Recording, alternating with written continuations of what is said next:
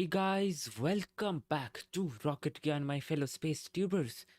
So today again we are here for another live stream, and in this live stream we will be seeing Rocket Lab performing the launch of the Electron rocket and then recovering the electron booster when it splashes down in the ocean. So yeah, the recovery attempt for the Rocket Lab is a bit different of what we have seen from Falcon 9 from SpaceX. But again, they are going in for reusability, and we are here to see what they have in store for us.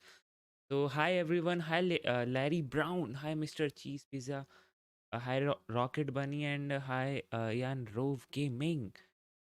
I'm fine. Hope you got some rest. Yes, kinda you can say that because when I just woke up for streaming this launch, I wasn't in a position, but still I mantra somehow pulled myself, and we are here. So without any further ado, we can have a look at the Electron rocket. So first of all, this is a Rocket Lab company which is famous for launching small satellites into space. They have this market share of them launching small satellites into space.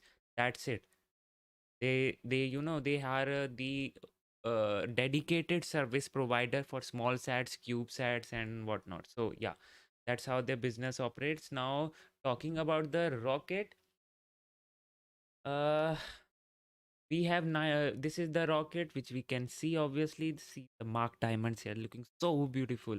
And 19 launches till date, 104 satellites successfully deployed, and only reusable small launch vehicle. Obviously, the small sat market is booming day by day, and it's a $1 trillion industry. So everyone wants to have a share of it, as well as, yeah. So that's the reason why we are seeing so many small sat launchers coming up and competing to get a share of this $1 trillion industry. So yes, right now the only reusable small launch vehicle is the Electron. Although the reusability part, okay, we'll discuss about the reusability part. But right now, this is the overview of the Electron rocket, which we can see here. Uh, Good morning. Can you talk a bit loud? Is it a problem? Okay. Now should be good. I think so. It should be good now.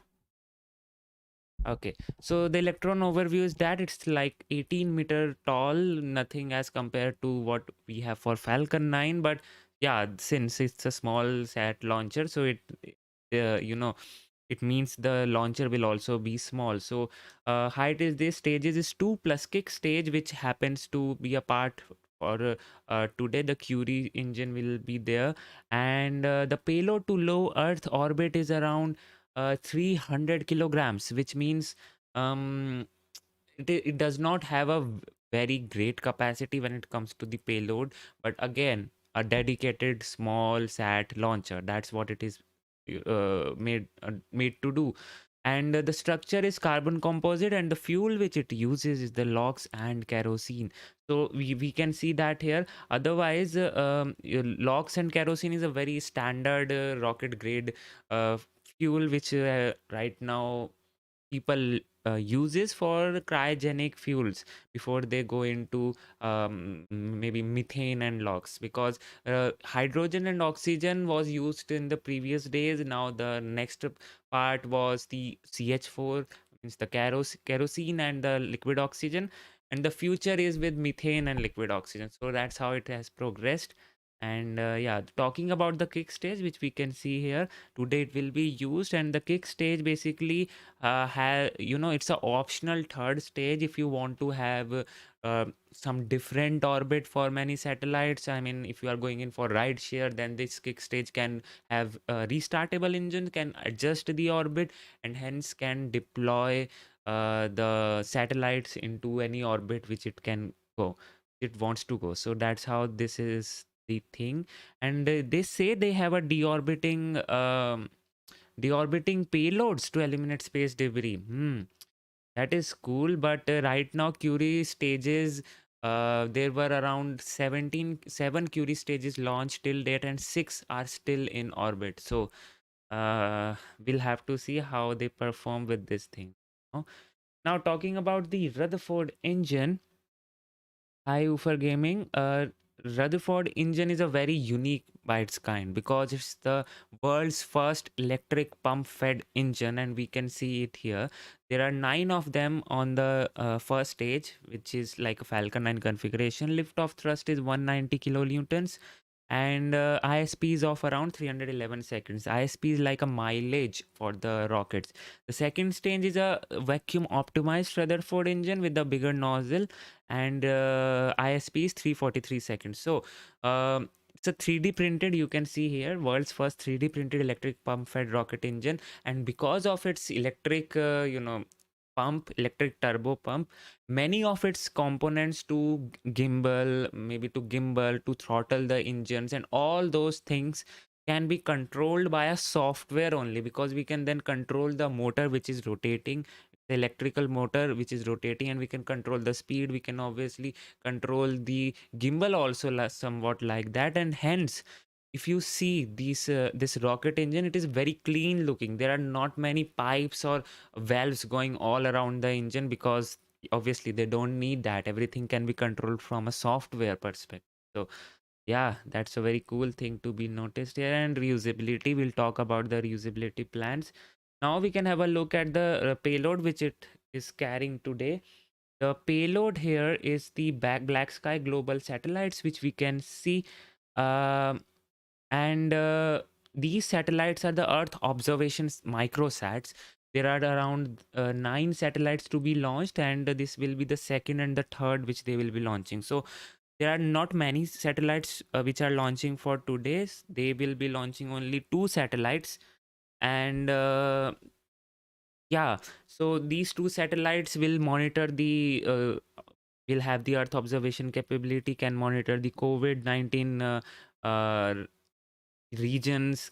Obviously it's an Earth observation, so it has many um this applications to it. So yeah, Black Sky on the they are planning to launch 9 of them, and this is the second and third. Okay, now talking about the orbit which it is going. So the orbit which it is going is to a 430 kilometer low Earth orbit, and the satellites are 2, and the inclination is 50 degrees, which means it is not very much polar. It's more likely a slanted height at around 45-degree only at the middle of them. So yeah, the inclination is like that. So that is the case with this thing. Now, talking about, we have talked about this thing. Now we can have a look at the reusability function or the flight profile first. We need to look at the flight profile here. Okay. Before looking into flight profile, yeah, this is very necessary. So you can see here um, the stack of the black sky satellites. I think this is not how it looks like. I think this is a Curie stage and then the black sky satellites. But yeah, people are assembling it, which you can have a look at around. And yes, this was the thing which we were talking about. So uh, you can see here the configuration which they are you know launching for today is a very different one. They haven't tried it yet. We can see one satellite, and then on the top of that satellite we can see another satellite. But yeah, obviously you can't just place a satellite on another satellite, so you need something what we call a payload adapter, which we can see here. This white thing is known as payload adapter, and it will house the another satellite. So that's how the stacking of the satellites are done for this thing. And the kick stage which we can see here, it's right here only we can see. And yeah, so according to this picture we can say that this is the payload adapter, I think. So it's not a kick stage. We'll have to see, but yeah. Now we can have a look at the flight profile which we are here to look at, right? How the rocket reusability will come into the action. So here we can see the stage. Obviously the liftoff will happen at t plus 0 seconds, the engine will cut off. There will then we will have a stage separation, and then the second stage ignition, and the second stage will go on its journey to the orbit. But for the first stage, it will perform what we called a flip maneuver, in which it will first of all coast towards the apogee. And when it will coast towards the apogee, at around apogee, it will turn 180-degree, which we can see here, RCS orient stage 180-degree for re-entry. And then in this configuration, it enters the atmosphere. And then at re-entry, they will experience a max Q also, since during the ascent we experience max Q, which is nothing but a maximum aerodynamic pressure during the ascent. So similar to that, we have something of that sort only for descent. And at max Q, the heating as well as the pressure is maximum, so we can see here. Then the after that, the drogue chutes will deploy, which will slow the vehicle down significantly from higher speeds to significantly lower one. Then finally the main chutes will deploy, which will splash the stage down in the ocean, and the recovery vessel will come and pick up the stage. So this is how the things will look like in front of for the rocket. Now talking about the recovery vessel, this is the Orca recovery vessel which the Rocket Lab has. You can see here the ocean recovery and capture apparatus. Now we can this you can see here from this picture only, that this is nothing but a strong back retract, as this is the strong back which we have for the, I mean, the launch tower which they have. So this is kind of a launch tower only, which have been modified to fish the rocket booster from the um, when it actually splashes down in the ocean. So this actually deploys inside the ocean, and then comes beneath the booster, and then catches the booster. So that's how it fishes the fish out the booster from the ocean. So yeah, this is the Orca recovery vessel, like just like drone ship. Drone ship is not a recovery vessel as such, but just like SpaceX have drone ship for ocean recovery, they have this Orca vessel, which is nothing but ocean recovery and capture apparatus. So that is the thing. Now this is the next lineup, which we can see here already being manufactured. All the red rings, again I'm repeating, whenever you see red rings on the Rocket Lab's Electron rocket, that simply means they are going in for recovery. So this is the one which you can see here, already the next step in the recovery. And okay, we'll talk about that also. These are some of the highlights for the previous mission, which we can see here. There was one previous mission in which they performed a recovery of the booster. And yeah, this thing, okay, the previous recovery attempt had some issues with them. So yeah, this is how the thing looks like when it is in the ocean. So what issue did experience for the previous recovery attempt was the heat shield, which you can see here. This image, this white part as well as this black part, it was deteriorated more than expected, and hence was exposing some parts of the engine. So now they have gone up with the beefed up heat shield, and hopefully it will be able to survive the entry. Okay.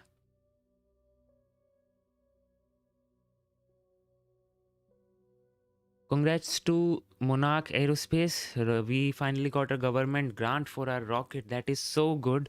Let's hope you also get a to launch the rocket soon. All the best to your efforts. And now we can have a look at the load.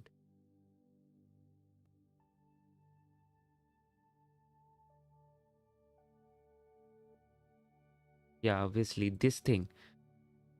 Return to the sender. There were some videos released by the Rocket Lab itself, which we can see here. This was the video of the stage separation of the second stage as well as the first stage. This was a very cool video which they got from the first recovery attempt. we can see here, and we will see these springs firing, and now the second stage, engine ignites. This was very cool to catch. You can actually hear the engine also. Wow, this was so cool, the stage separation view. And similar to that, we got a view from the splashdown. We have here,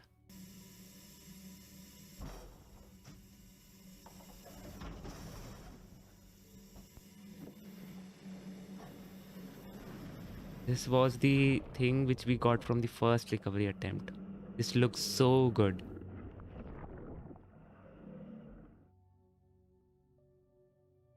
Yeah. Now we can move on to the launch stream. Take here.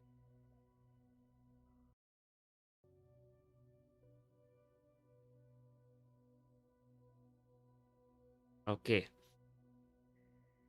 So now, guys, talking about the recovery efforts, right now they will be going in with the two phases for the recovery for the Rocket Lab Electron. The first will be this only. They will splash down the electron booster in the ocean, and they will do it 3 times. So this is the second attempt they are doing, and after that there will be one more attempt which they will do. So after that, finally, they will go in for their final recovery attempts, which will be catching the booster in the mid-air. So that's all is supposed to happen this year only, and I hope we get to see everything. And today's recovery attempt is also very successful. Although, disclaimer here that we won't be getting some views of the rocket when it goes down the means when it enters the atmosphere and splashes down. Maybe we will get some updates, some pictures, but no as such live feed right now. They are still in the development phase, so they need some data right now. They need to be more confident and watch what they show, because last time the heat shield actually got damaged, or you can say the wear and tear on the heat shield was not at in the range it was expected, and it actually was not enough. That heat shield was not enough, so it exposed some parts of the rocket engines. And yep, they don't want people to see the inner configuration of the rocket engine for the obvious reason. Shia McMahon says, have you slept good in the past 10 days? No, not at all. I mean, this week, or past 10 days have been very hectic for me. I have to wake up again and again in the morning, and I am not able to get a proper sleep. Yesterday only I was able to sleep for some more time, but again I had to make research, all those stuff which we discussed in the landing, and set up other stream. So yeah, I was actually busy the whole day only.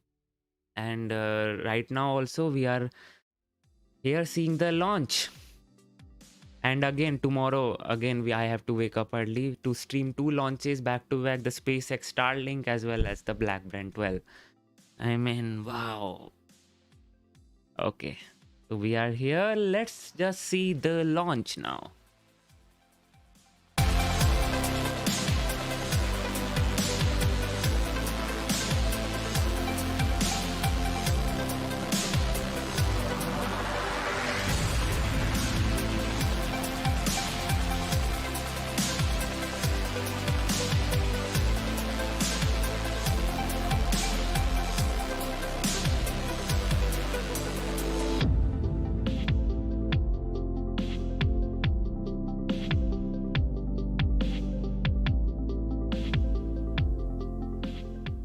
Hello and welcome to the launch broadcast for Rocket Lab's 20th Electron mission running out of tows.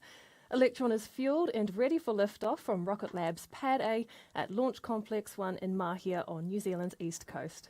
My name is Muriel Baker, and I'm here at Rocket Lab's Mission Control Centre in Auckland, New Zealand, where I'll be taking you through the launch of this dedicated mission for Earth monitoring company Blacksky.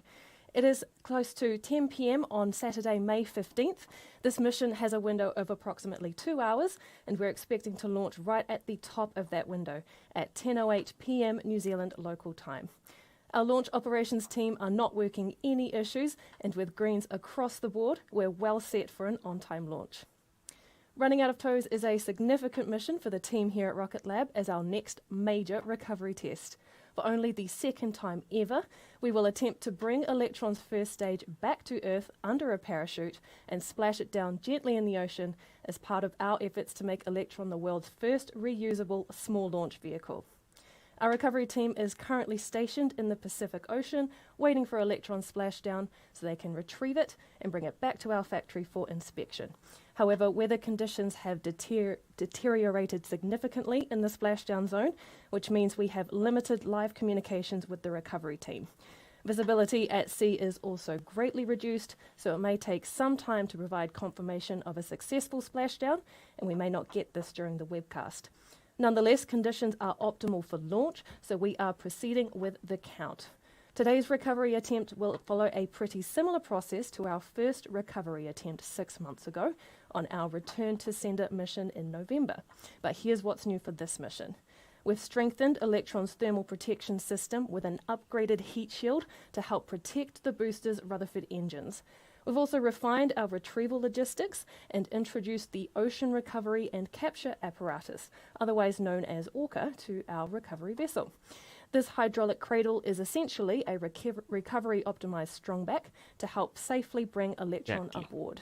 But maybe most excitingly for this mission is the fact that we'll be flying previously used components for the very first time.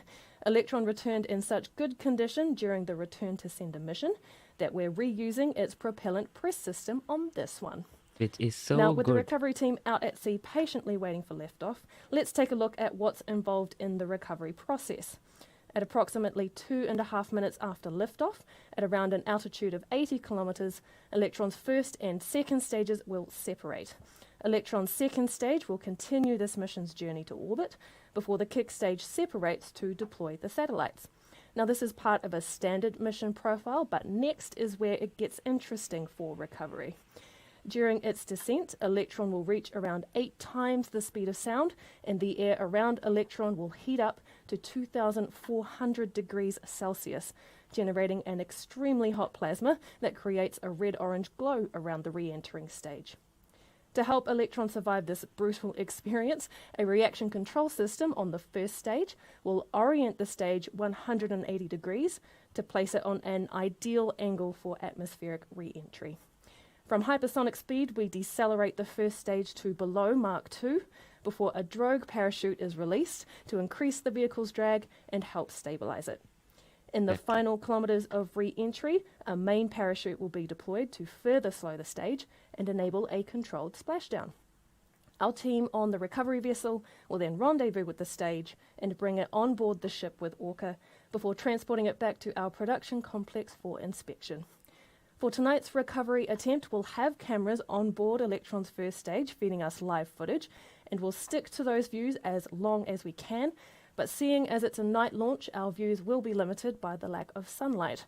We're also expecting to lose the camera view during a telemetry switch between our ground tracking stations.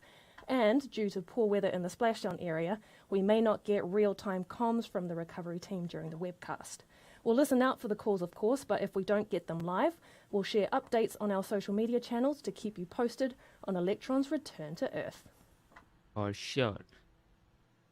Now, if we can talk about the, as they said, that it will pass through 2,500 degrees Celsius of heat and plasma.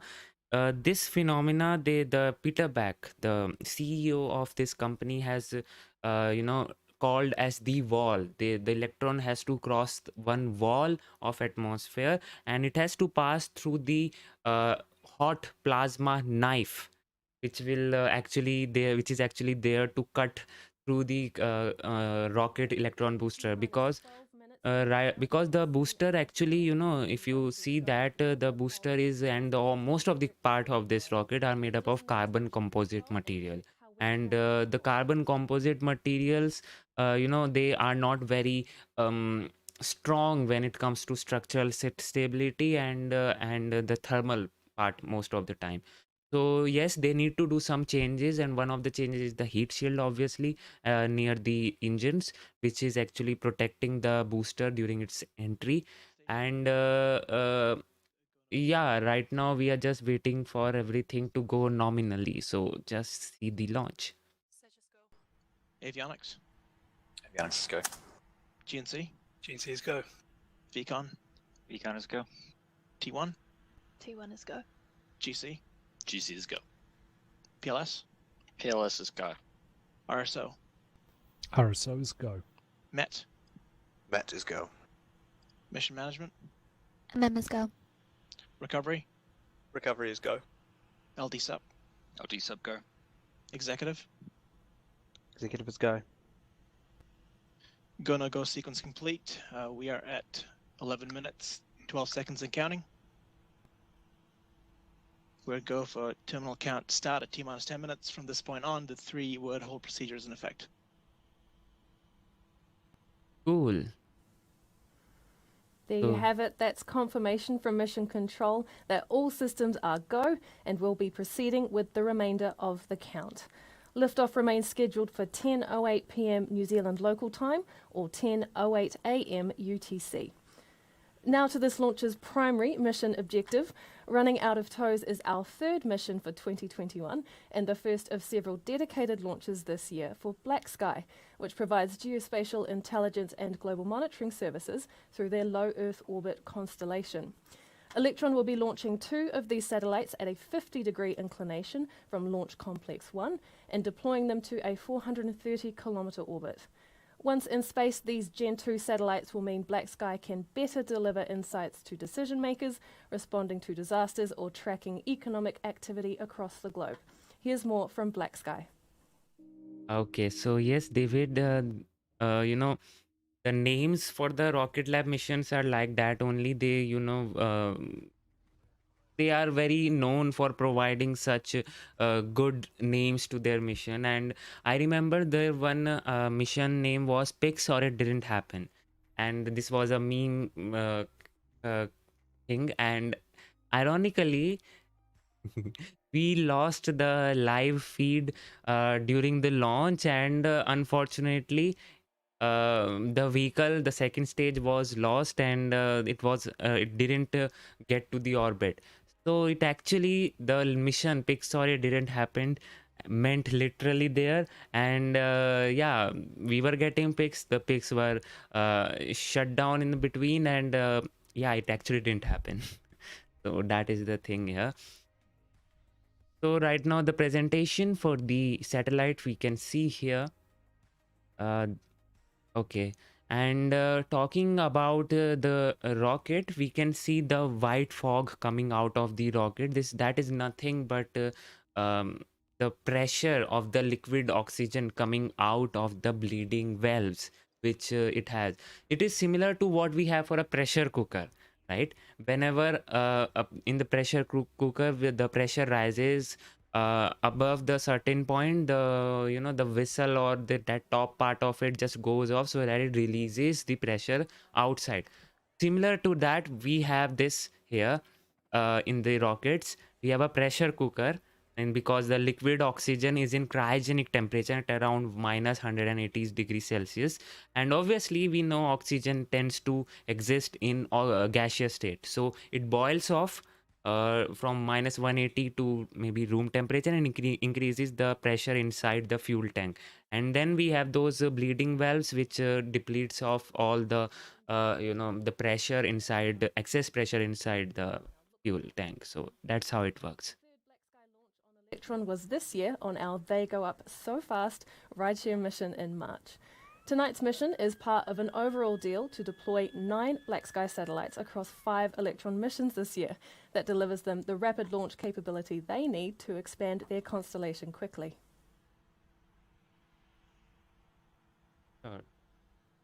So that's how the things work here. Right now we are go for the launch. We are T minus 7 minutes from the launch.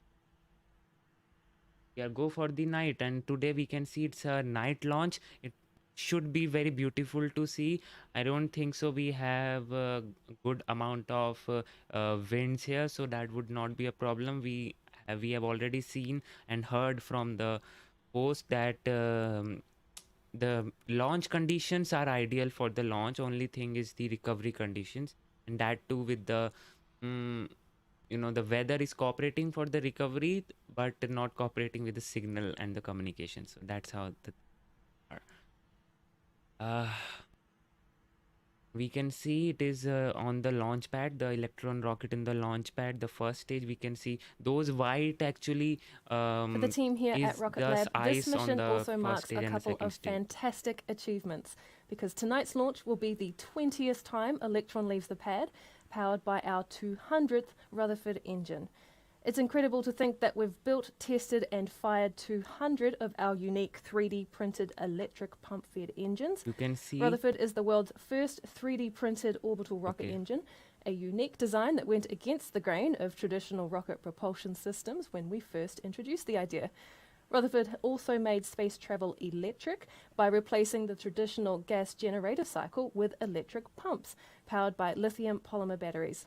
This mission is one for the history books, so we sat down with some of the team who helped make it happen to talk through their experiences of our first 20 Electron launches. What we have here is just a completely, defiant group of people who really want to execute and see things succeed.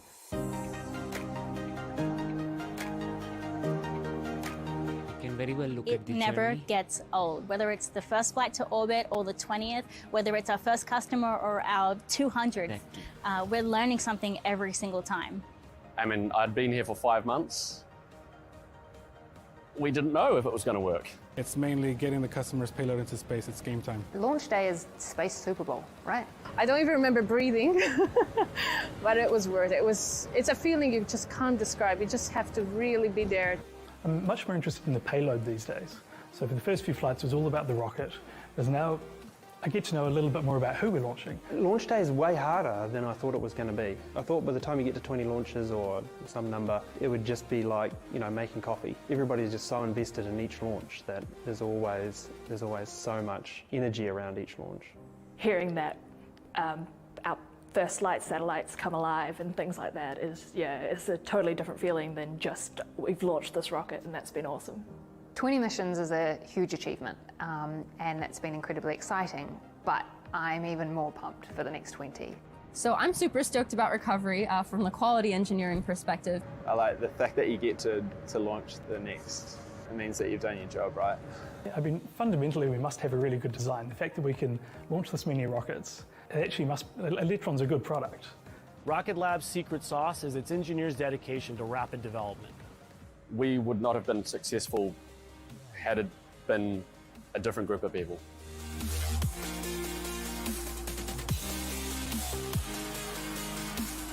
And yes, there you have it, guys. Every time it's a new thing which they experience. We can see their happy faces, but they have In front of the 20 flights. okay, but they have worked very hard to achieve this Congratulations thing. to every single Rocket Labber who got us to the pad today and helped us reach these milestones. A check-in on how we're tracking to liftoff. The team are working no issues with the launch vehicle. Electron's payload remains healthy and the weather is looking clear for an on-time launch. We're approaching a critical juncture in the lead up to launch now, the switch to the countdown auto sequence. In T-minus 2 minutes, the autonomous flight computers on Electron will take over the count. At around T-minus 1 minute 30 seconds, we should hear the call that LOX loading is complete on Electron. And then shortly after that, we can expect confirmation that the launch vehicle's first and second stages are pressurized for launch, followed by the 10-second countdown to liftoff with engine ignition at T-minus 3 seconds. Let's hand over now to Mission Control and listen in for those calls. We are go for our sequence start at T-minus 2 minutes. HV blips nominal. Confirm LDs go for launch. Hold, hold, hold. Got to hold. Recycling T minus 12 minutes. What? All stations standby for recycle to T minus 12 minutes. Okay. Was not supposed to happen there. GC confirm a launch inhibit mode. Still in prime mode. Confirmed Okay, we're in inhibit at this time.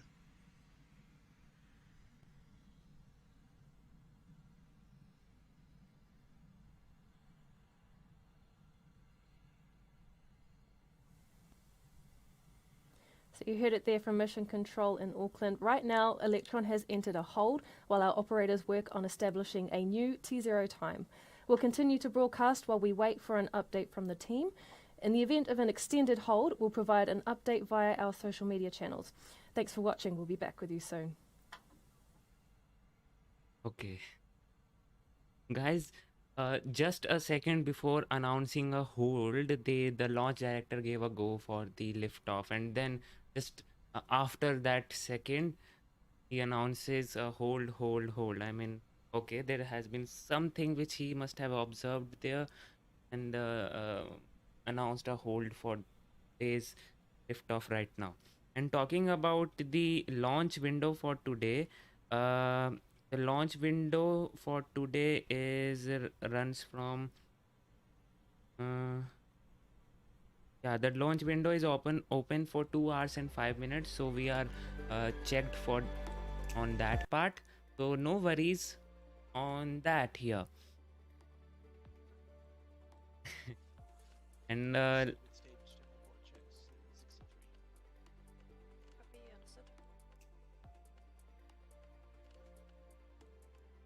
and guys, don't worry, I will just make sure that you are updated.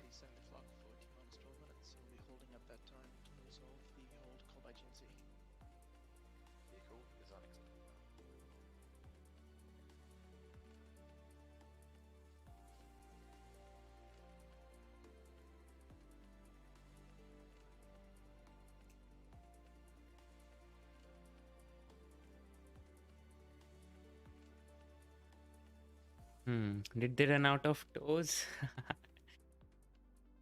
Maybe. Obviously they need a little push just after the lift off, so they need kind of those legs and toes to work perfectly. So let's see. And talking about the update here,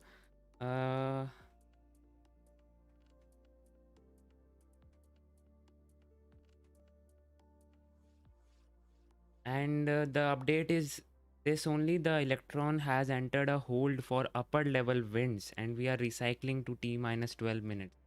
That was not in the you know today's launch. I mean, the as she said, the weather was looking clear for the on time liftoff, but here we are on the hold due to weather.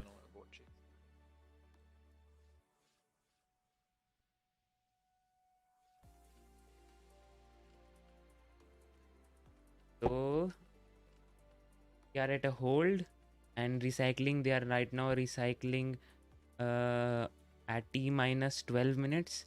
The hold is due to the weather. Upper level winds, and upper level winds are very cursed when it comes to launches. Many launches are scrubbed due to upper level wind. Most of the time rockets can handle ground winds, strong ground winds. As with this rocket also, it has a good thrust to weight ratio and a sleek design, which means it can handle the ground level winds properly, so that is not the worrisome issue with it. But the upper level winds are a concern always, because you can't do anything when it is going at supersonic speeds during the upper part of the atmosphere. So yeah. And where is this rocket located, Matthew says? We have a hold called for winds aloft or upper right winds. We'll circle back once we've had an opportunity to review the data. So the team is right now working to establish that T minus 12 minutes recycling time, and yeah, I was talking about from where it is launching. It is.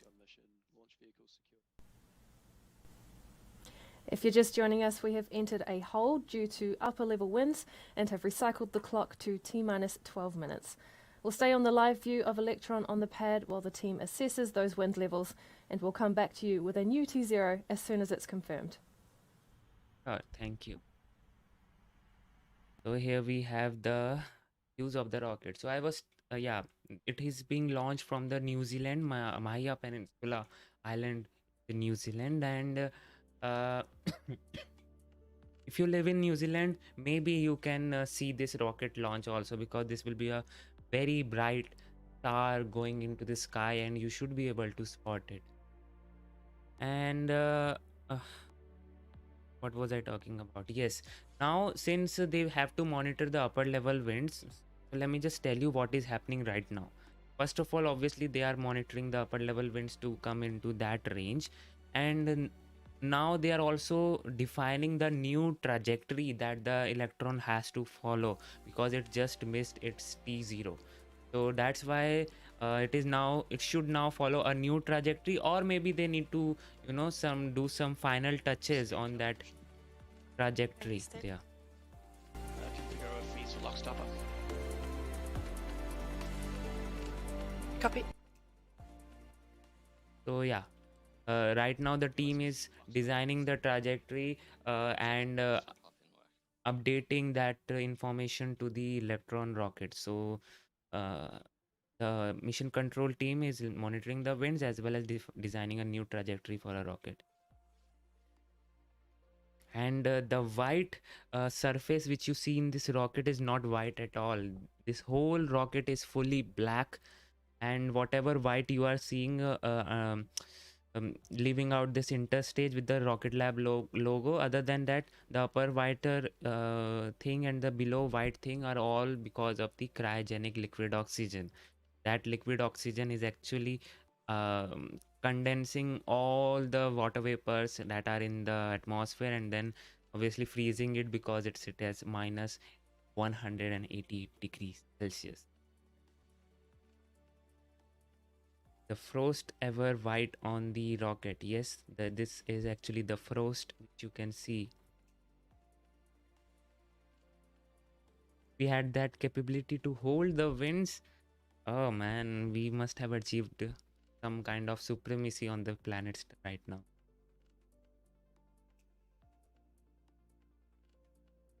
Weather will always be a concern for the rocket launches, and I don't think so we can actually control the weather in future right now. I mean, that's a very, very, very ahead thinking, but the thing which we can do is obviously designing the rocket such that it can handle any weather condition, but that is not possible obviously.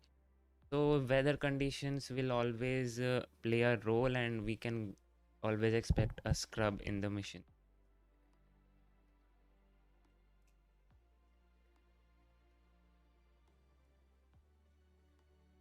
Maybe when we have something a nuclear propulsion or something like that which can be used on the earth, winds could be handled, because then we don't have to go at the intended speeds which we go right now in the upper part of the atmosphere. We can slowly steadily move up the atmosphere, climb up to the altitude, and then finally burn heavily in the on the apoapse. So by doing that configuration, we will be able to mitigate most of the weather issues. But yeah, things are yet to be seen how those things work. Rihan says, are they using supersonic parachutes or the standard one? Supersonic ones. There are two set of parachutes on this rocket, the drogue chute as well as the main chute. The drogue chutes will be deployed at Mach 8 if I'm not wrong. Just a sec, let me just check that for you.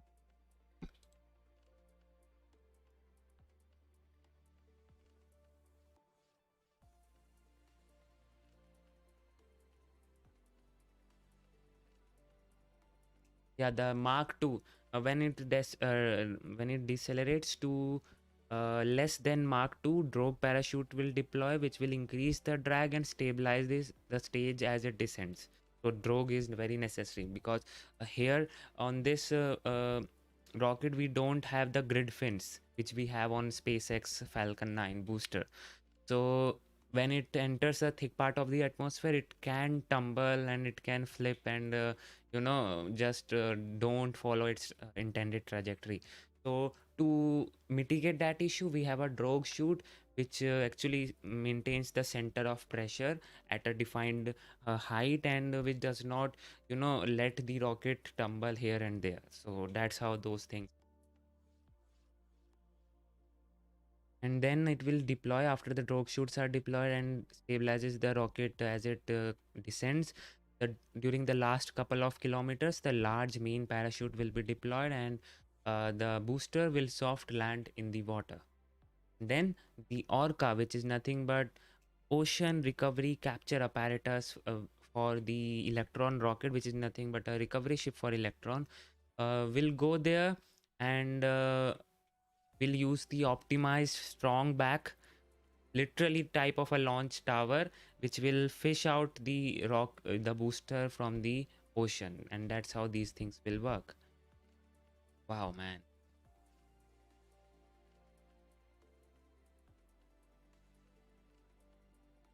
David says, I wonder if we will have ever have a propulsion system that can be close to a light speed in the far future. See, we can't say anything about the far future. Maybe when we have developed those Epstein drives or something like that, we can go to another galaxies and maybe meet organisms living there. And they already have some advanced propulsion system which we don't know yet. So in future, anything is possible. Anything is possible because way back in 1770, some on that era, no one ever would have ever thought that there will be a device in future in which by which you will be able to talk to your friend or to your colleague or to your relative who is sitting thousands and thousand miles away from you. No one would have ever thought if that was possible, and it was possible. So we just have to wait what future has in store for us. But if you ask me for near future, I don't think so. Light pro- some kind of a propulsion system which can have a speed of light, I don't think so. Something that could happen in a near future. What can happen in a near future is a early development of a nuclear propulsion, that too with the fusion reaction, not a fission one. And once we have something with the fission reaction happening in the nuclear propulsion, we can expect some good amount of travel in space. So that would be amazing to think of. Yes, David, it was magic, literally magic back then, and now it is so common. I mean the device which we use to talk, if you ask me what is the processing capability of that device, it is more than what they used to land the first humans on the moon. The Apollo spacecraft had a lower processing power computer than what we have right now in our hands. So the technology has actually advanced so much right now, and yeah, we are just waiting for some bigger boom to happen, and the space will be one of that. Mission control here.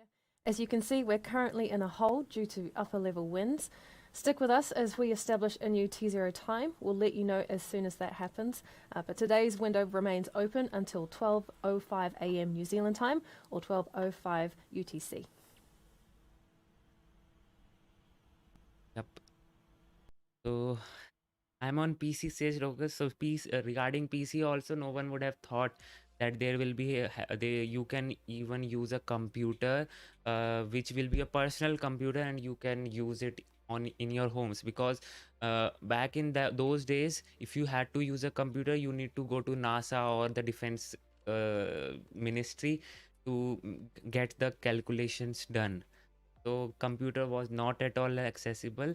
back then. And if I'm not wrong, the first computer used to take a whole room to actually work properly. And the if you ask me what was its size, it was around 5 megabytes only, the memory size. So technology has progressed so much right now on Earth, and only thing which we are lacking right now is the space sector. Space sector, there are so many things to explore, to go to visit and whatnot. And we are we actually have unlimited resources there. We have unlimited locations to explore, and space is just ever widening and open for everyone. So SpaceX will never reach that point of saturation there. And yeah, we'll always have something to see. And if you have just joined in, guys, let me just give you the update. Right now, the Electron's Rocket Lab is on hold due to the upper level winds not in required range. The team is working in establishing a new T0, but right now they have recycled to minus 12 minutes. And so although the launch window is open for 2 hours and 5 minutes or so, so we do have some time in the launch window, but we need to see how the things will progress with the rocket today.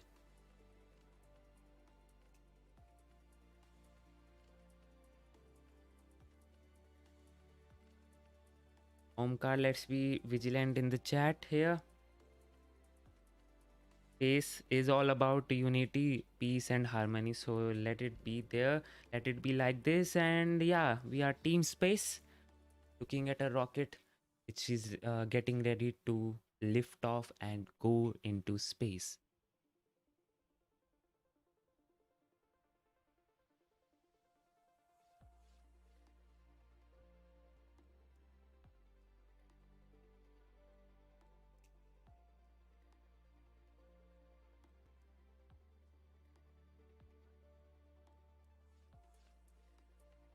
Team Rocket again. Okay, David, but I think this rocket will launch at 30. We'll have to see how long will it take to launch, but right now this hold is on due to the upper level winds, and teams are monitoring those winds. And let me just give you any update if we have. Okay. All stations LD on mission. We're currently holding the clock at T-minus 12 minutes, while the GNC team work through further verification of upper air winds and running some worst case data. Expected time to pick up the count is no earlier than 11:11:39 UTC. That's for target T0.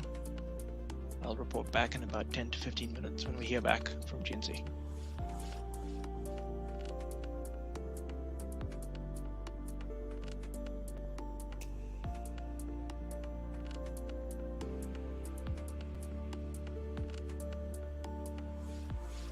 Did he say that we are getting a T0 at 11:39 UTC or what? Just a sec, let me just.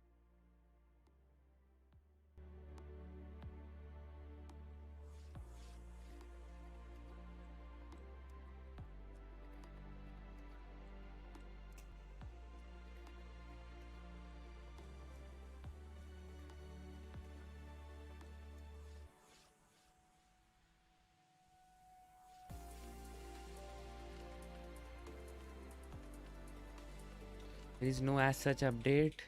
We are just here looking at the rocket, and if you have something to discuss, we can do that. And yes, again, this night is also not very good for me. We have 2 back-to-back launches which I'll be streaming this night for me, and around 10 hours or so from 11 or 10 hours or so from right now. First will be the SpaceX Starlink mission, which will happen today, and then the Black Brent 12 rocket launch. Let's hope that team has mitigated whatever the issue was with the launcher, and we can see the rocket launch today.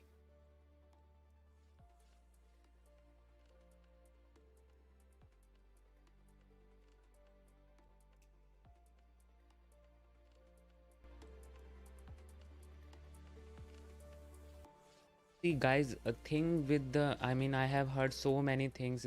Maybe the rocket is copy, or maybe that spacecraft is copy of that spacecraft. Uh, for the space exploration, the things actually don't work like that. You know, if you see, this is a vehicle, and it is intended to look at some, some sort of design that is prominent for every rocket. A car will look like a car no matter of which company it is coming from. Okay, car will have four wheels, it will look like a car. Similar to that, rocket will look like a rocket, although the design processes differ for each rocket. But the most optimal design right now are the two stages design. And if anyone is using that two stage design, so it's not because they are copying the company which has already done that. It is because that's how things work in space. They need a two-stage design, in which is a very optimal design. The first stage to push out of the atmosphere, and the second stage to work in the orbit, in the space. So that's how things work, and we are seeing that optimal design in use here. So that is the thing.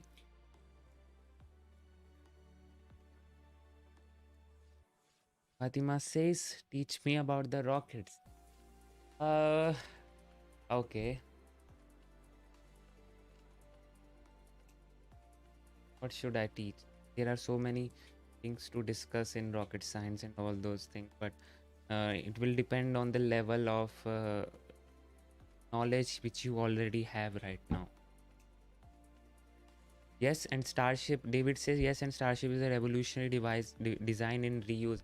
Exactly. And again, I'm saying, if any other company or organization copies the Starship design, that is not what we call copying. That is what we call efficient design. So the SpaceX Starship is actually using a very efficient design, which we can use for such a big launcher. So if any other company or organization decides to do similar, something similar to that, that is not because they are copying, but that is how the things work in space for reusability for such a big launcher. So yeah.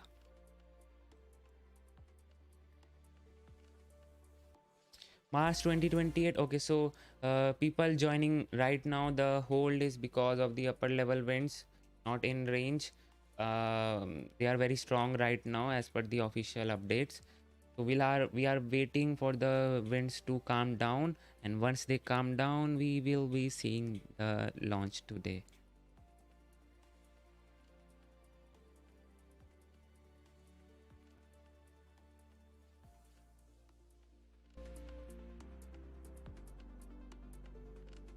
The advantage of New Zealand skies are way more effective than Texas, etc. Agree.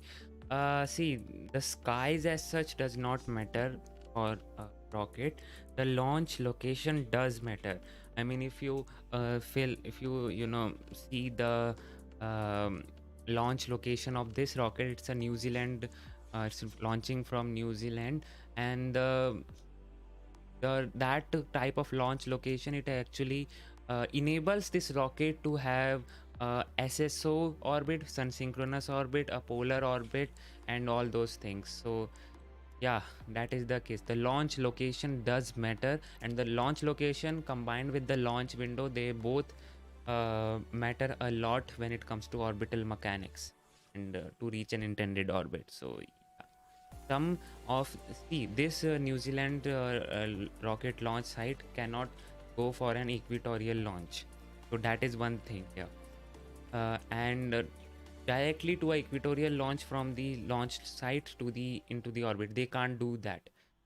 And if you ask me why, well, that's Hello how again. orbital As you mechanics can see work. at the bottom right of your screen, we are currently holding at T-minus 12 minutes.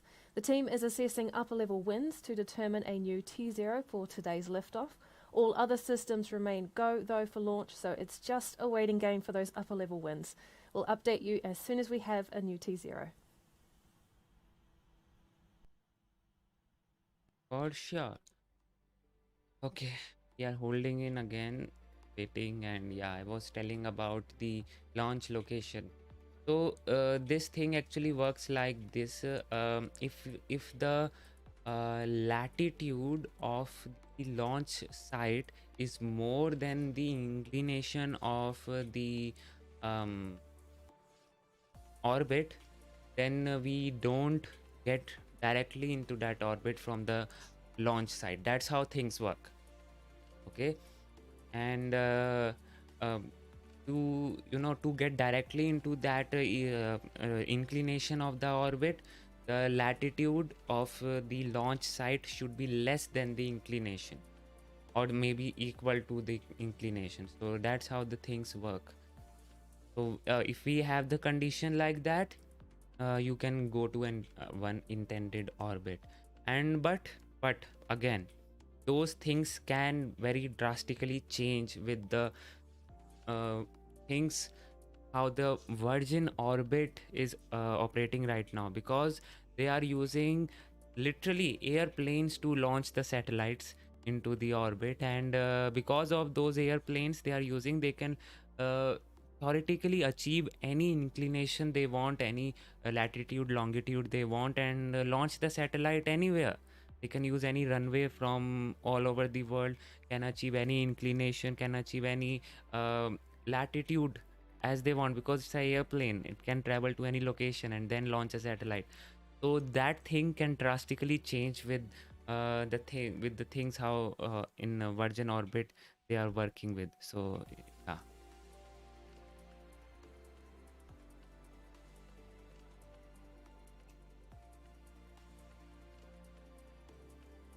Dan Mob says we had no blocked evacuation of the city, no blocked roads, etc., etc.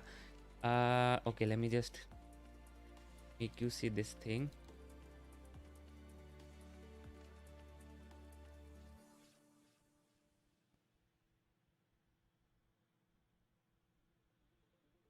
See this Dan Mobs, just for your info.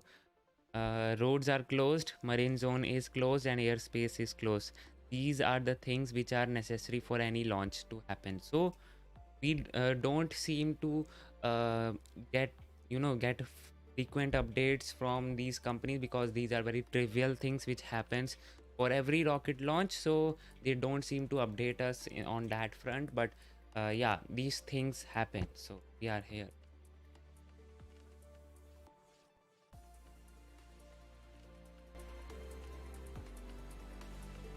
And guys, if you are new to this channel, on this channel I host live streams of space events, rocket launches, and we talk about space, rocket science, and all those things.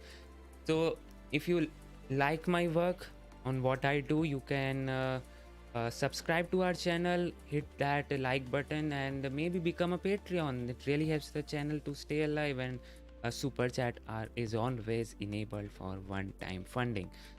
So yeah, Patreon have their own perks.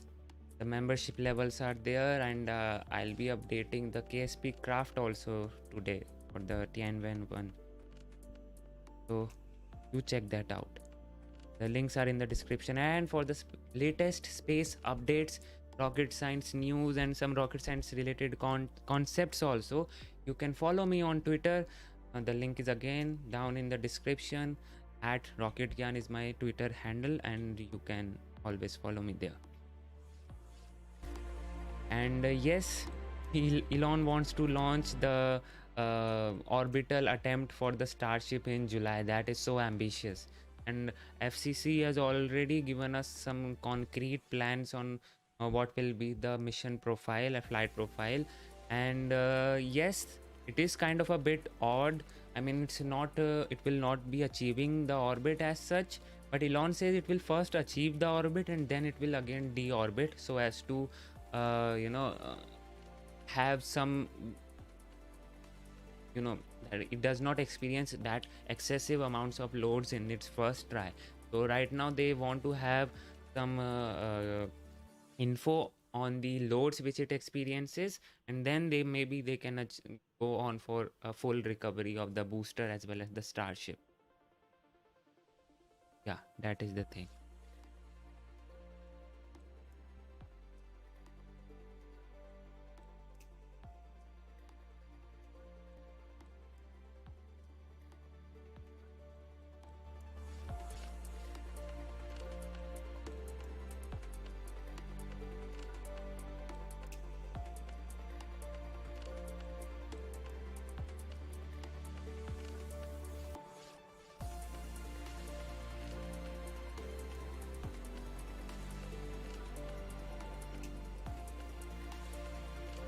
star-based Texas, exactly, David. I mean, they are actually building a city around a launch site. How cool is that? Boca Chica, Texas was nothing at all. They literally acquired all the villages and developed a launch site around one prototype, and then now they are literally naming the city there. So things change fast when it comes to Elon Musk operating them, so you just can't take Elon Musk lightly. He's a very, very influential person. His one tweet can crash the stock market, can increase the stock. We never know how things will work. So he is a very influential person out there, and he knows how to do his stuff. Yeah. When will it launch? Hold. We are on a hold. We do have a launch window of 2 hours right now, so we'll see how things unfold. Right now we are on a hold due to upper level winds.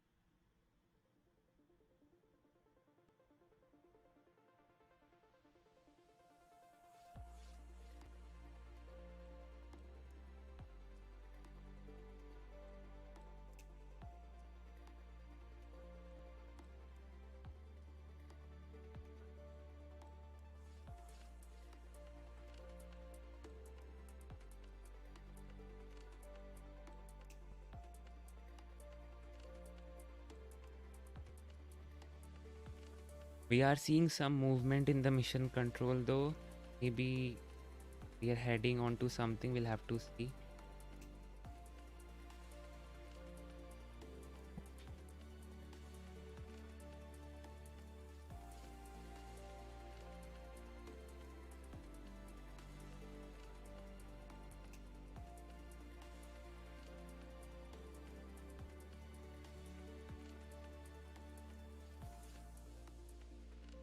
See, with Elon Musk, this is a very famous saying which he has, that failure is the option.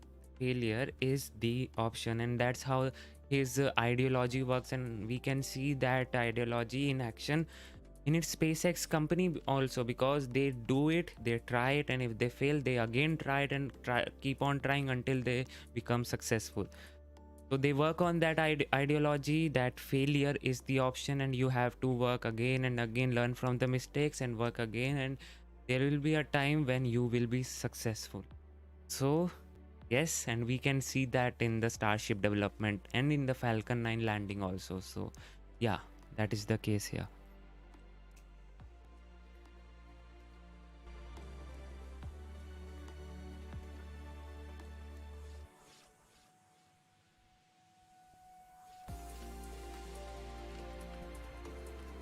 You fail, you learn, you try again.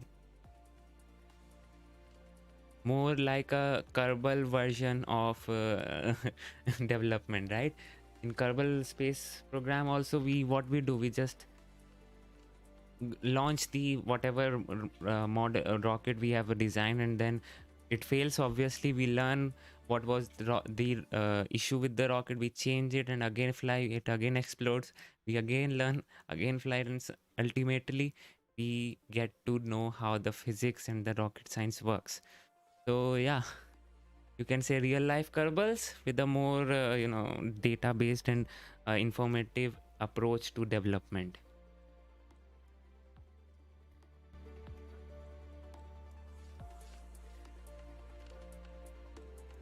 March 2028, we are awaiting some info, pictures and all those things to be sent by the rover yet.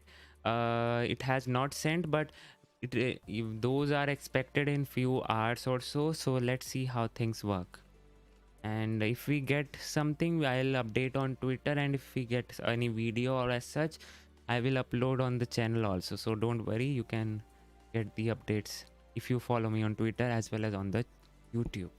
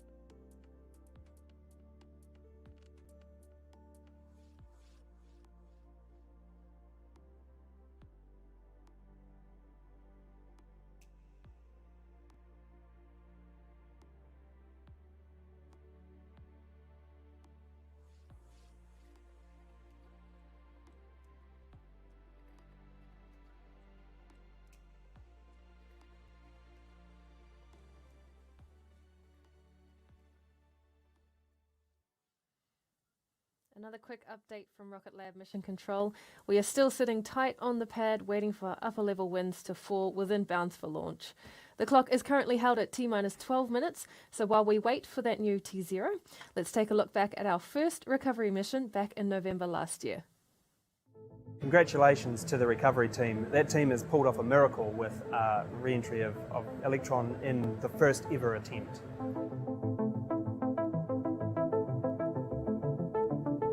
So in the return to center mission, we set out to achieve a number of things, and all of those things increase in complexity and risk. The first thing was to reorientate the stage and get it in the right angle of attack. We've done that a couple of times before, so that was obviously very successful. And the next big thing was to start deploying the parachute systems. And we ticked off each one of those milestones one by one in a very successful manner, and then ultimately splashed down the stage at a really low velocity into the ocean in wonderful condition. So that was kind of like the giant. And in fact, there's even components on that stage that we intend to refly in an upcoming mission. So the thing I'm most excited about reusable Electron is two things. One, we can offer many, many more flight opportunities because we don't have to build so many rockets. And right now, we're pushing one Electron rocket off the line every 30 days. If we can reuse Electron, then we can create a lot more flight opportunities. Equally well, if we can reuse Electron and get them back in the condition that we're hoping now, it completely changes the economics of the small launch industry, which I think for our customers is really exciting. Electron is a reusable rocket. It's a great milestone, and I guess something a few years ago that I didn't even think was possible, so that makes it even more sweet.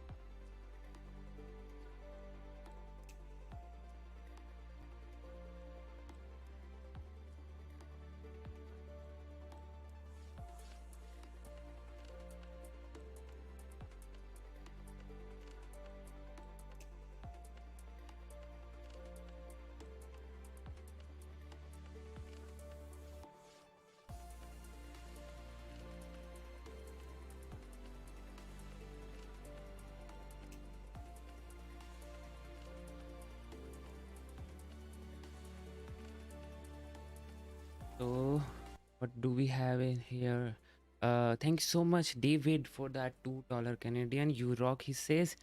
You guys rock, and you are the one who come here to listen to me talking, and that is the thing. Yeah, I see. Built and stacked horizontally. Starship is to go vertical in the most development cases. That's how the logistics work for the. I mean, they could have gone with the horizontal assembly also, but if you have to go on for a rapid reusability, which Starship has to go, then the vertical assembly makes more sense. So that's why they are aiming for vertical assembly.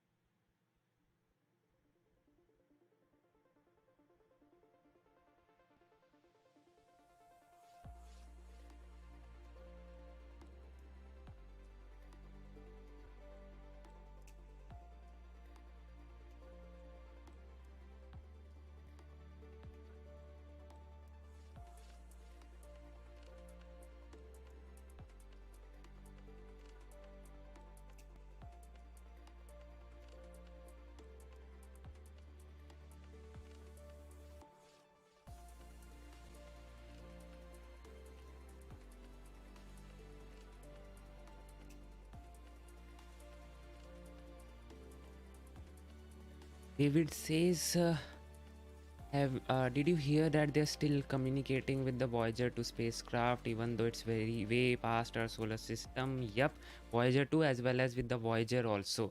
They're communicating it. They have these both spacecraft have actually left the solar system and are still communicating, although the signal takes around 24 or 27 hours now to reach the Earth, and then again 27 hours to reach the spacecraft itself. They have to change anything on the spacecraft. So that's how far they are right now. The light they actually takes 27 hours to reach from the spacecraft to the surface of the Earth. And talking about how long it can survive, well, we can always upgrade our ground antennas on the Earth, and maybe we can keep on communicating with it. The only thing is that the Voyager itself has a battery in it. It has the RTG in it, and it has a certain life remaining on it, around 5 years or 3 to 5 years of life remaining on it. And after that the battery will be depleted, and we won't be able to communicate with it. So that is the case. Until and unless the Voyager cooperates with us, we'll be able to hear the things which it is experiencing in the outer solar system.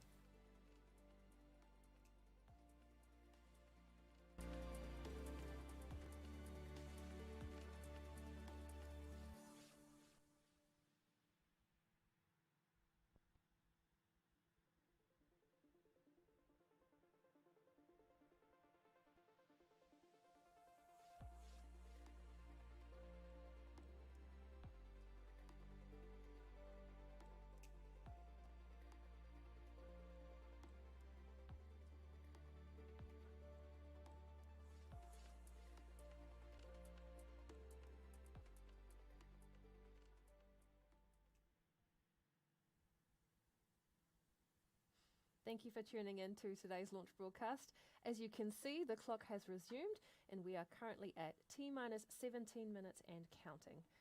Electron might be the rocket on the pad today, but recently we announced plans to build its much larger sibling, Neutron. While we wait for a new T0, let's take a look back at that announcement.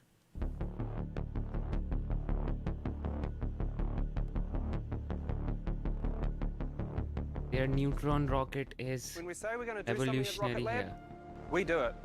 Not just once, but over and over again. The Electron Rocket defined a number of industry firsts. First carbon fiber rocket to orbit, in fact. Somebody told me once that was going to be impossible. And it's reusable. But then there's the engines. The Rutherford rocket engine, the very first 3D printed rocket engine ever to go into orbit. And in fact, also the very first electric pump cycle rocket engine ever produced. And of course, we didn't stop at rockets. We started building satellites too. Satellites to go to low Earth orbit, satellites to the Moon, to Mars and Venus and beyond. And there's a lot more to come. But first, I've got to take care of some business here. There's a lot of things at Rocket Lab that we said we were going to do that we've done. And a few things at Rocket Lab that we said we would never do, which we have also done. So I really think with this project, it's about time I finally ate the hat. This hat is not tasty. But there's some things we said we would never do. But we're going to build a big rocket. It's called Neutron, and behind me is just the fairing. This is a purpose-built mega constellation building machine for all the mega constellations of today and of tomorrow. It's an 8-ton class launch vehicle, and of course, it's reusable. But one thing that's probably more exciting and most unusual for Rocket Lab is that this vehicle is capable of human spaceflight. Launching 2024.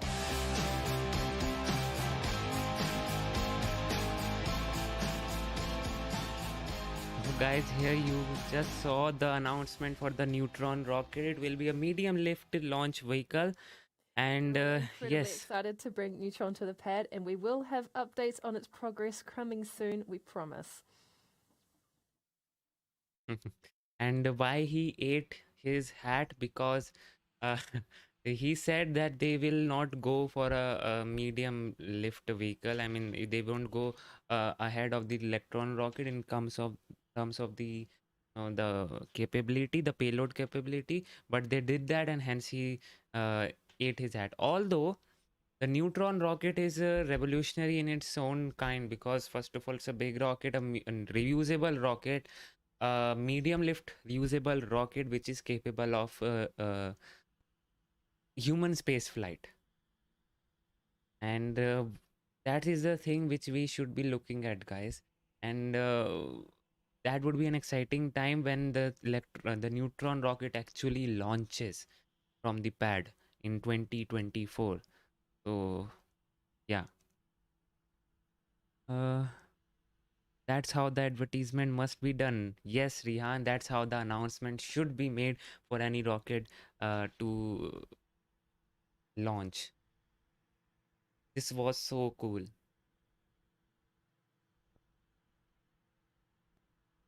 SpaceX opponent? No, the SpaceX is not at all. Not at all will be the opponent. I mean, the payload capacity for the Falcon 9 is way greater than the Neutron rocket. If I'm not wrong, the Neutron can launch around 8 tons to orbit, the low Earth orbit, and the Falcon 9 can launch at around 12 tons. I don't remember the exact numbers right now, but I do remember that the payload capacity is 22 tons in its expendable configuration. T-minus 12 minutes in the count, and soon our operators will conduct another go-no-go poll after the hold. Let's listen into mission control and check how we're tracking for our second attempt of the day. Now listen up for the launch control, the mission control to here for the go-no-go poll. And previously also this happened and there was not a hitch in this thing, but during the T-minus 2 minutes we heard a hold there. Let's hope everything goes as per the plan today.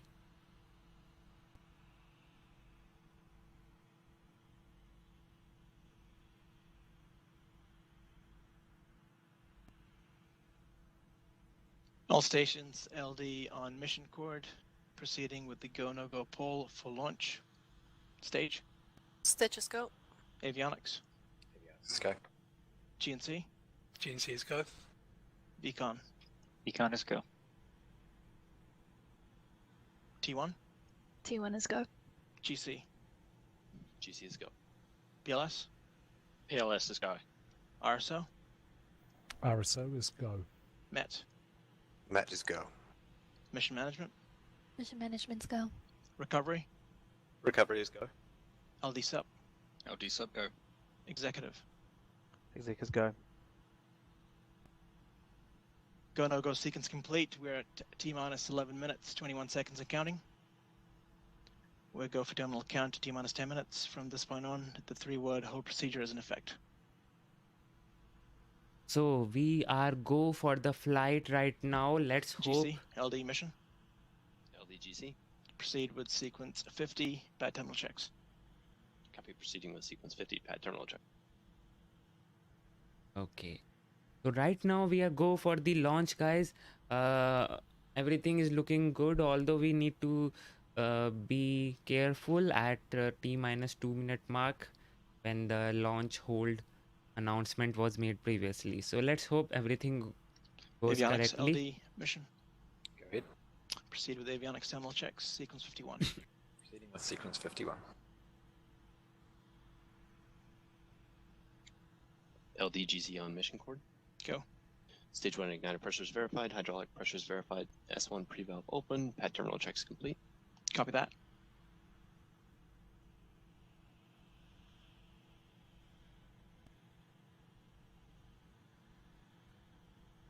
Okay.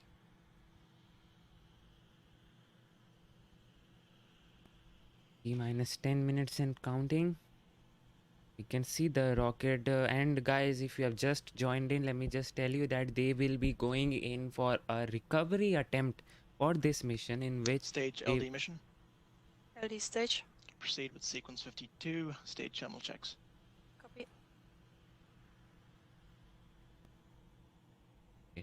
So yeah, what was I saying?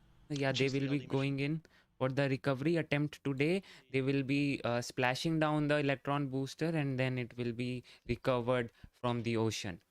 The first stage, that's how they will perform it. And March 2028 say, how do they keep the locks from boiling off during the hold? They can't do anything to keep it off during the to prevent it from boiling off. What they do is they let it boil off, and then obviously they have resetted the timer, which actually enables them to refill the oxygen and then make them ready for the flight. So that's how the things work. You can always see that the rocket was venting all the way when it was in the hold also, so they were not stopping it from any boil off or anything. So they were letting it boil off, and then obviously they will be refueling it now.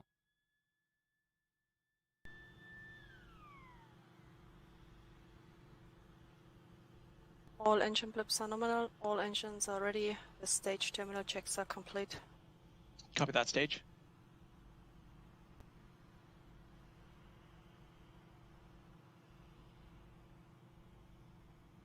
See the frost on the rocket?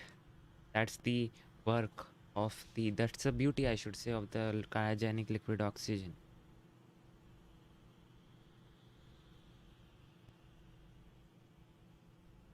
Those red rings signifies that it will be reused today.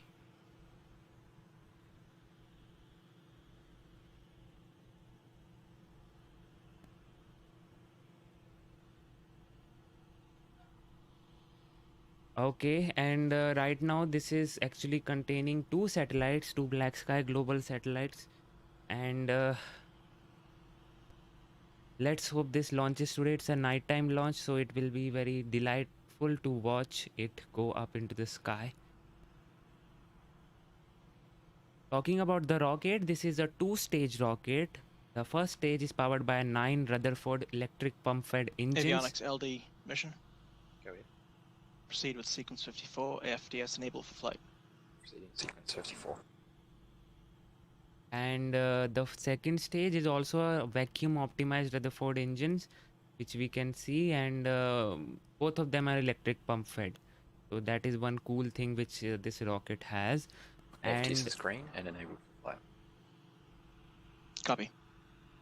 The upgrades which they have made for this flight after checking in the data and the hardware which they received from the first recovery attempt, they have now upgraded their heat shield with a beefed up heat shield, I must say, because the condition, the wear and tear of the heat shield was more than expected, and hence they have now upgraded the heat shield.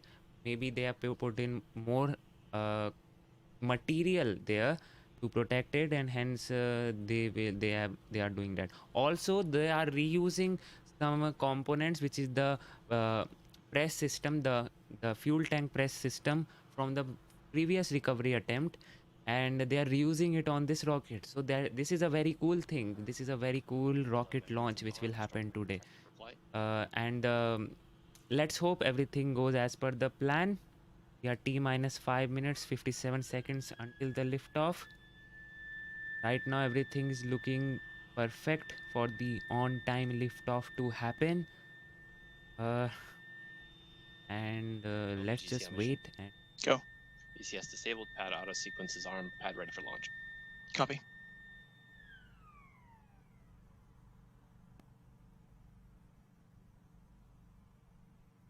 Recovery LD mission. Go ahead. Proceed. Confirm recovery as goes are green. Affirmative. And monitor them from the airborne. Affirmative. Avionics LD mission. Go ahead. Proceed with sequence 55. Enable recovery systems for flight.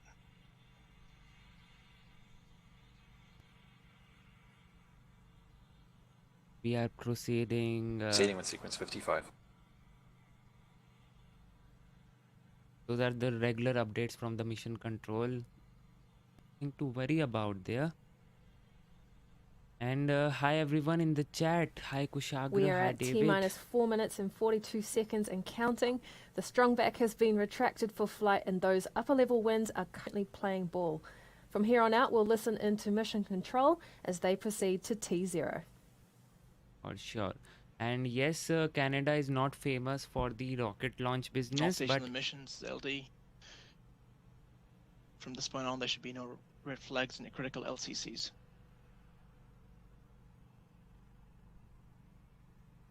okay. Yeah, so I was saying, but they are very famous for their outer space mission, their space mission as well, the ISS contribution and all those things. So that organization is more based on scientific objectives. Yeah, that is the case there.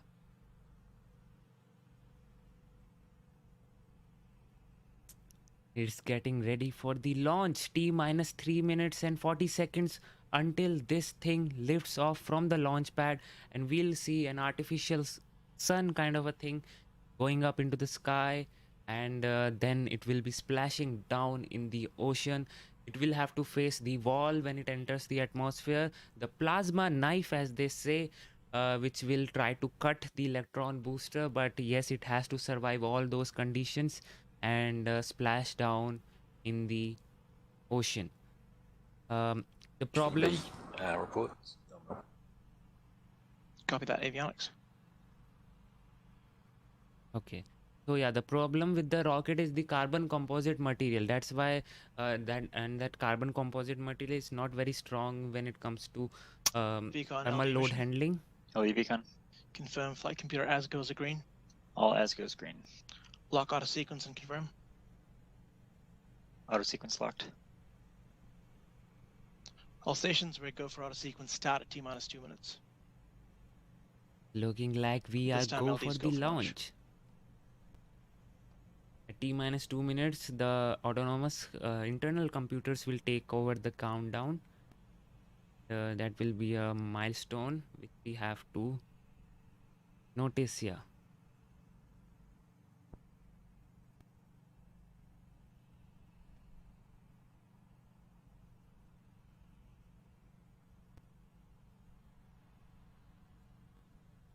T minus 2 minutes now, the rocket should give the countdown to its internal computers. At this point of time, previously we had heard the hold. Let's hope. These are on internal power. There is an internal power. Confirm all stage power is disabled. Vehicle is on internal power.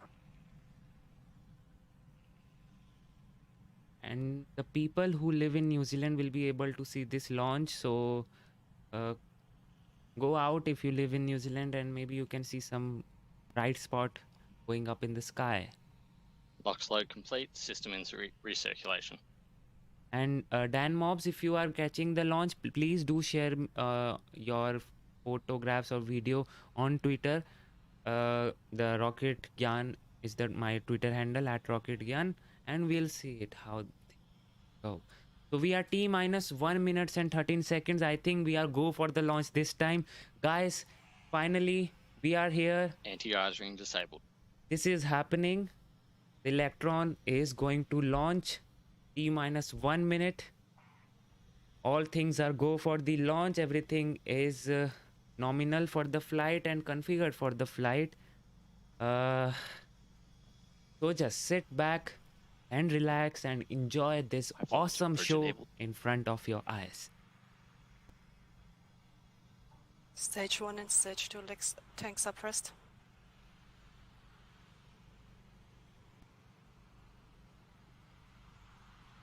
Deluge activated.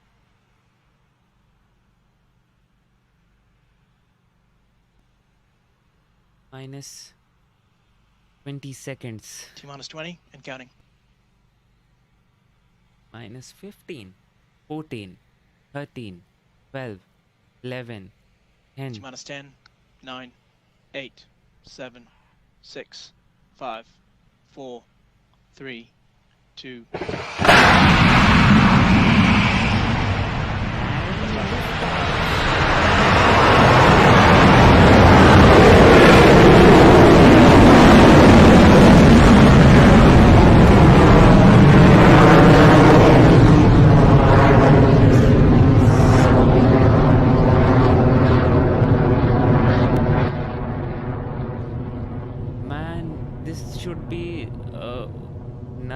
to worry about. This is just the frost going, I think At so. T plus 30 Stage one seconds into the propulsion is mission, nominal. Electron is well on its way to space after its 20th liftoff from the pad at Rocket Lab Launch Complex 1.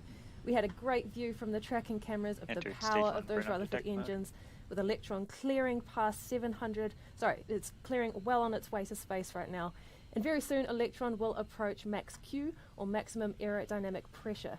And this is the moment when the forces against the launch vehicle are at their peak during ascent. So let's listen in for the Vehicle is call that supersonic. Electron has cleared that Good gate. ship run 1. The plumes are a bit different. Maybe it could be the camera glare here.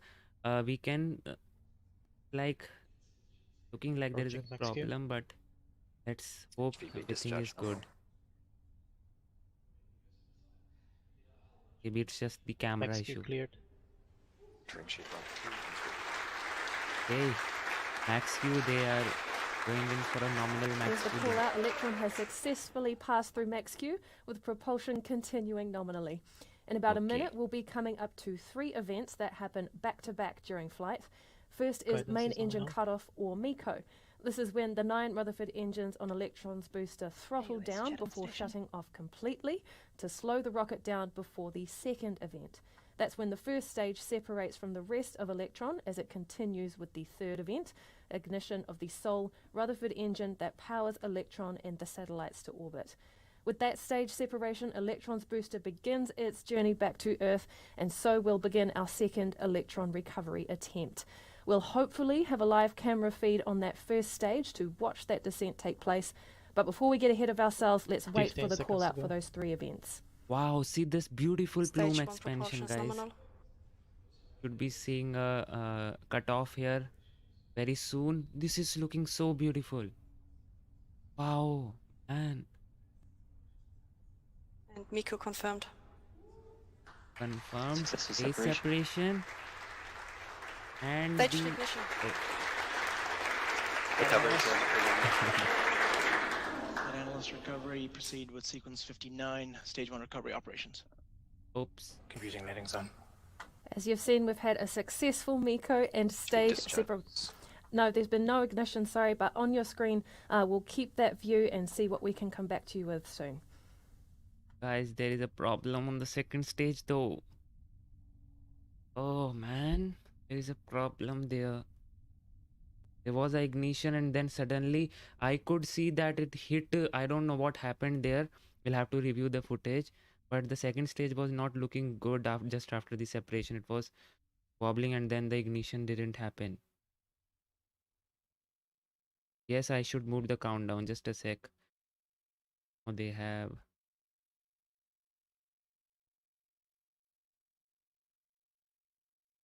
Good, if any updates will happen right now, we'll get to see that.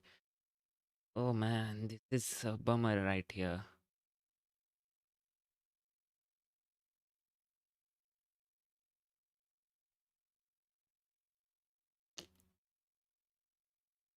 The engine did ignite for some time, but then it Okay, so was. it looks like we've had a lot of telemetry. We'll come back to you with more information as soon as we have it.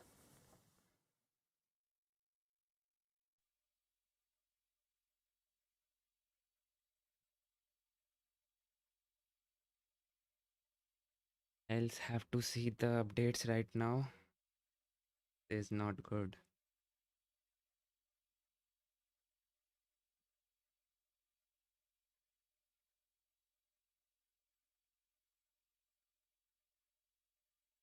If you have just witnessed the footage, you will be able to see that just after the separation. I don't know why, but whatever I am thinking of right now, it hit some part of the first stage, and that caused some issue with the second stage. It did ignite for some time, but then it didn't go for full ignition. So we are right now just waiting for what actually happened there. Iron Clue Gaming, it did ignite for some time, but then the ignition just didn't go as per the plan. It didn't survive there. They have failed once, and I think this will be the twice. If you ask me if this mission is a failure, this will be the second time which they will like have experienced the problem in their launch. And sadly, because of this, they will now have to review their flight data and see what actually went wrong, and then come up with the new and more rigid plan. So no worries, if whatever happens, guys, they will learn something new out today. They will learn something new which will eventually make their rocket more reliable in the future. So we'll have to wait. We'll have to see how things will go. The loss of payload will occur, David.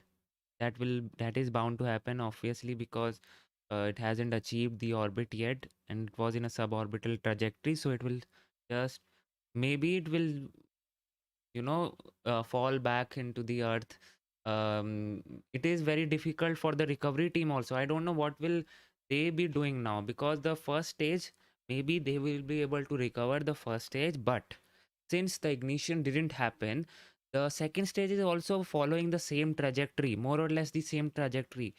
But the heat shield part of the rocket. An update from Rocket Lab Mission Control. We are experiencing a telemetry issue with today's mission and therefore do not have live views of the vehicle to bring you at this time. So we're going to end today's webcast and bring you updates via our social media channels. Thank you for tuning in to today's mission. We'll see you back here soon. We'll review the footage, guys, don't worry. And what was I saying? Yeah, the second stage is also following the same trajectory.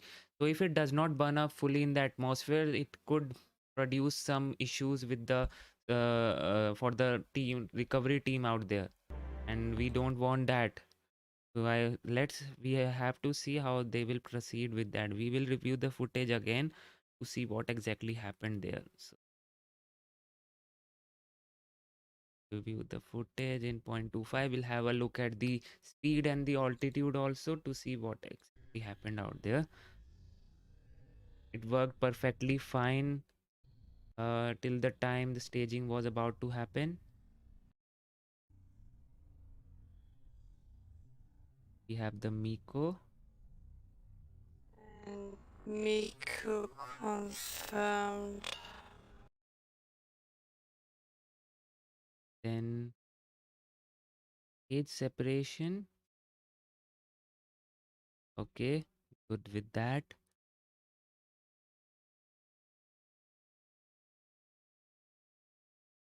There we have the ignition of the second stage. But the ignition,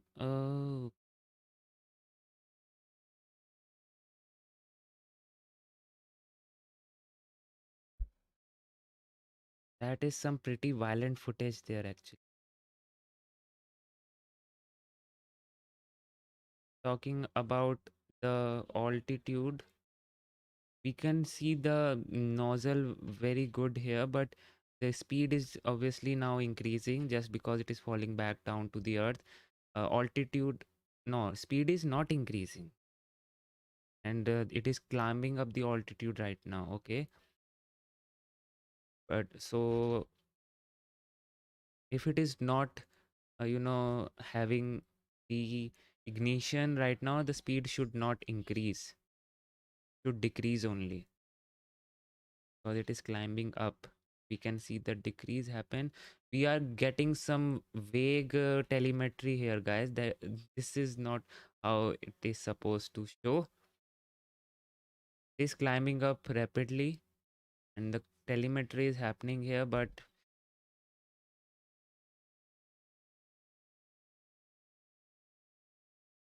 obviously the speed should very much increase right now, which it is not increasing, and now it is finally decreasing. So okay, talking about the speed and the altitude, it is looking like it is not in the powered flight right now.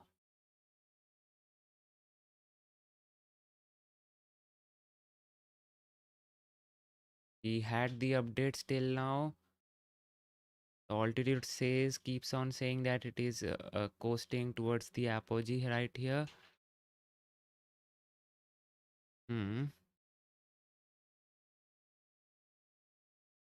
Have to see when did they missed out with on the telemetry. Telemetry was looking good here. 110 kilometers, 12. Obviously, it's not in a power flight, and there you go. At 116 kilometers, they cut down the telemetry right there. It was actually having the issue data right there. I don't know whether they lost the telemetry or not, because they were receiving the telemetry. We can see in the graphic also when they um, no, disabled it. So that is the thing, and I need to see it again, the separation footage. There is some violent thing which we can see out there, and maybe the first stage exploded or what happened, because the thing which we are seeing right now is the camera situated on the second stage, and when the ignition happened, uh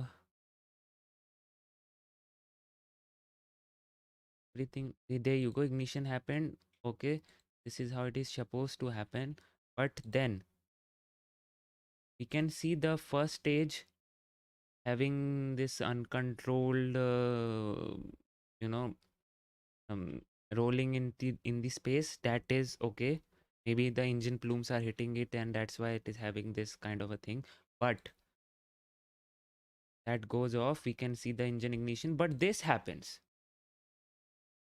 This is totally unexplainable right now, and this is something on the second stage here, and the camera is just right now looking back onto the first stage, and then this happened. This is something like a fire on the second stage.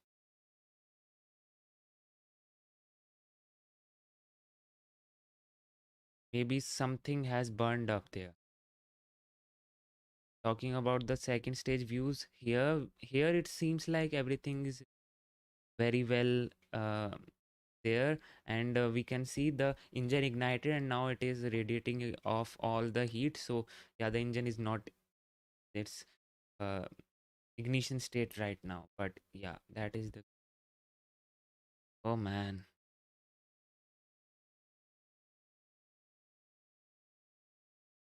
Kerbal simulation says second stage flipped slightly and failed to ignite. Uh, was it a second stage, or we just saw the first stage having some problems there? We'll have to see that. To the replay, I am doing it, and the speed went down. Yes, you can press F in the chat right now here. Something leaked maybe and exploded. It feels like it was an explosion right there. Although we'll have to see the telemetry and the Dopplers, whosoever people are observing the Dopplers on this thing. Maybe we can have a look at that. Right now till the max Q. See, the firstly this in the camera glare and the exposure was so high for this thing that at first I thought there was a problem with the first stage itself, but it doesn't look like that way.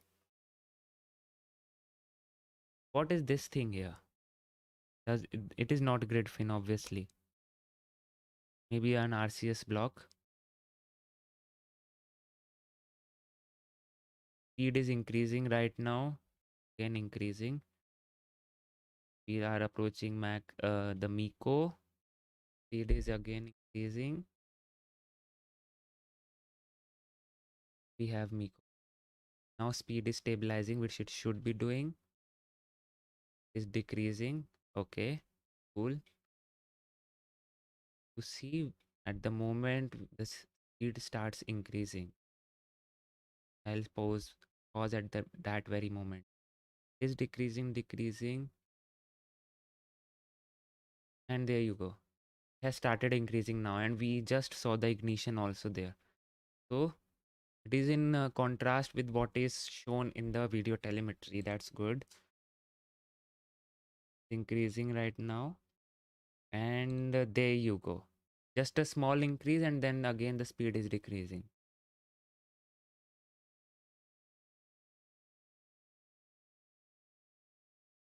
Then something happened.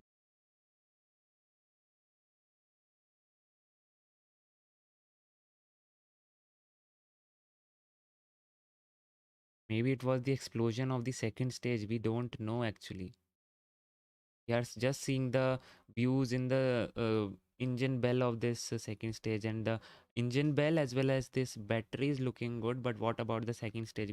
We also didn't get any look at the payload fairing also. So that is the thing which we should be looking at right now.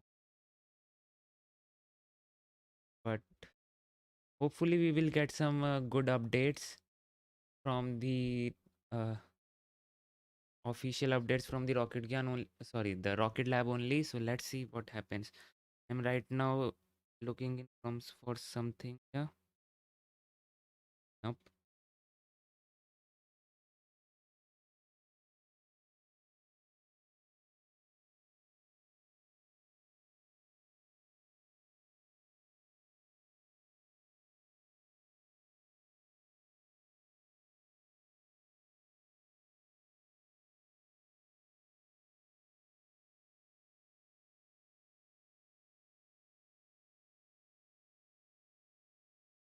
Okay.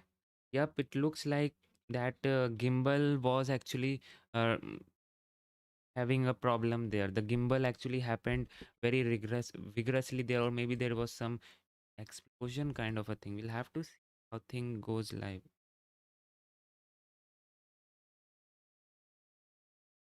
But the secondary mission, I hope they are still uh, going with the secondary mission. That was the recovery of the first stage. And obviously, don't worry guys, whatever failures happens in the rocket industry, it's an opportunity to learn and to make the vehicle more reliable, more safer, and more better. So, and yeah, so no worries with that. I think they will lose the mission for now, and they will learn something out of it. And let's hope at least they will be able to recover their first stage.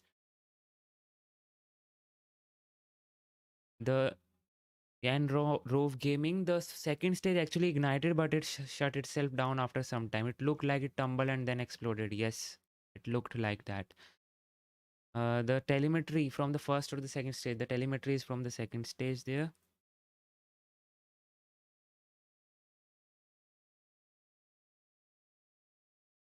Thanks, Terrible T, for that. I mean, I can't just rely on everyone there. I have to discuss all those things which has happened after, if there is a loss in the mission.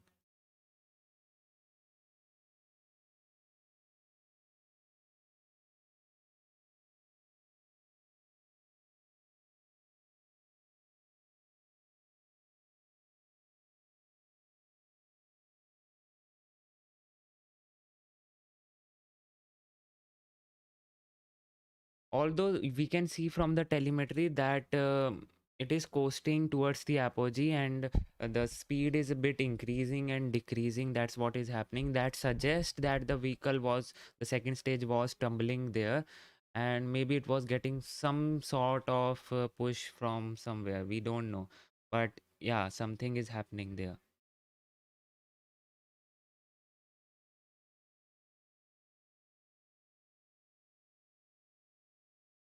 And this today we had a very successful landing of the Zhurong rover on Mars, and now this thing happened with the Rocket Lab. Although that simply means their rocket will become more safer and reliable for further launches.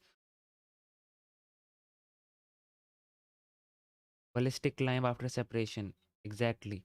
Antoine, just and actually they made sure that they hide the telemetry also. Because the telemetry was still on at 116 kilometers. They decided to hide the telemetry for obvious reasons. And yeah, that is the case here. But I would be very interesting to see. It would be very interesting to see how the things um, occur for the recovery team out there, because the first stage and the second stage are actually following the same trajectory out there.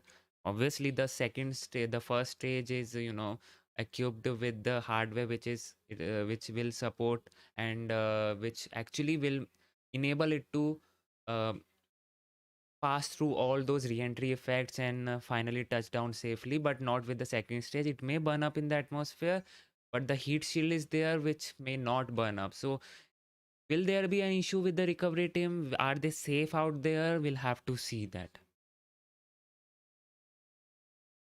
And guys, if you are liking the stream, maybe you can give it a thumbs up and subscribe, because that's what we do on this channel. We discuss space, we discuss rocket science, and you can support me on Patreon. Link is down in the description. Super chats are always enabled for one-time funding, and you can follow me on Twitter, because we will get some pretty good updates on Twitter, and I'll be posting all those updates there. So yeah, that is the case, right?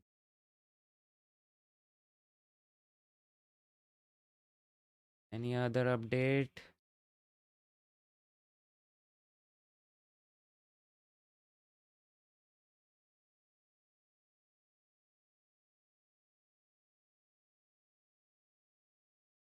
Nope. Nothing as such.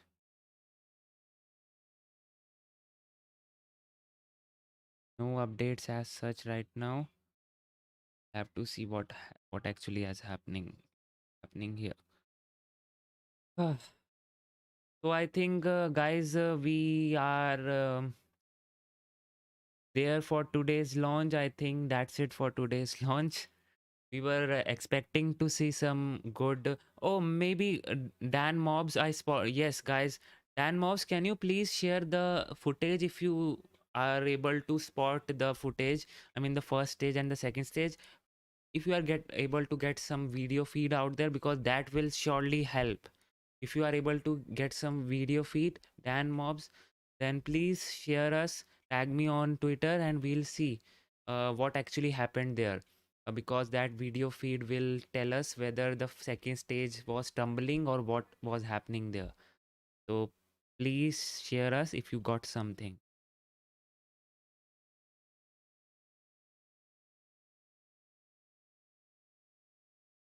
I'm looking at the Twitter. Nothing as such. No updates from Rocket Lab right now, but yeah.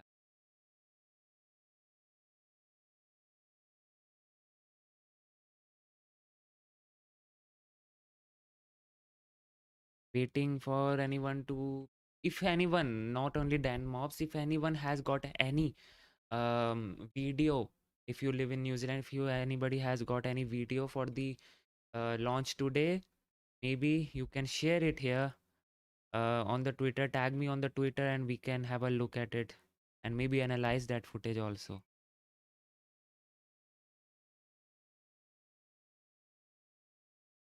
So I think that's it. That's it for today. Guys, we won't be getting any as such updates.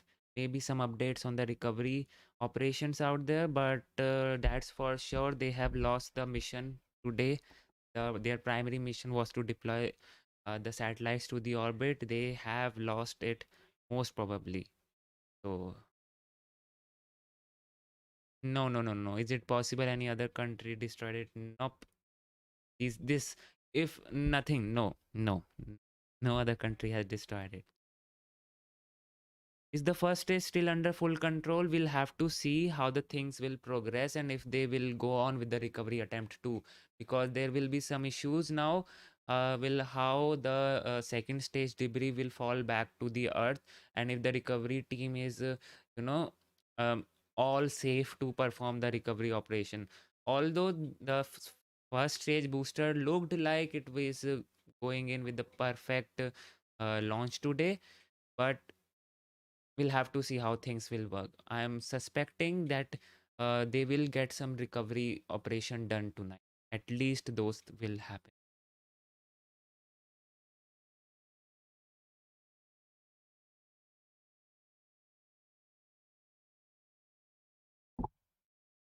I don't think so we are getting any footage out there, but you can follow me on Twitter, guys.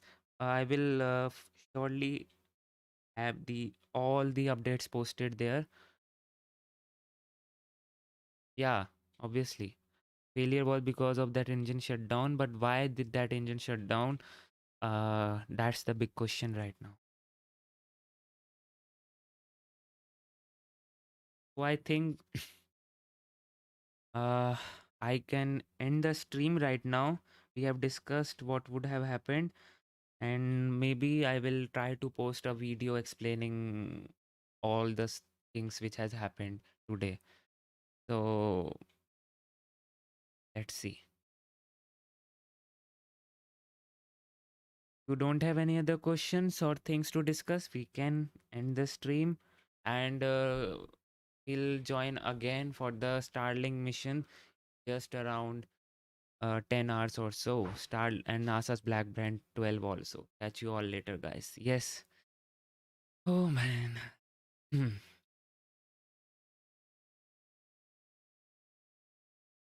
Okay. So I think we can end the stream now. Thank you so much, guys, for joining in. I really appreciate it, and I would like to end this stream on this note that if this was a failure, they will learn from this failure and hopefully make their vehicle more reliable, safer, and better for the future launches. So yes, rocket launches are a bit hard for the mission control team, but obviously they are now getting some sweet data which they should be getting so as to prevent this from happening in future. So with that note, until then, this is Priyanshu Rohila. You just saw Rocket Gyan. Stay safe, stay healthy, and bye-bye.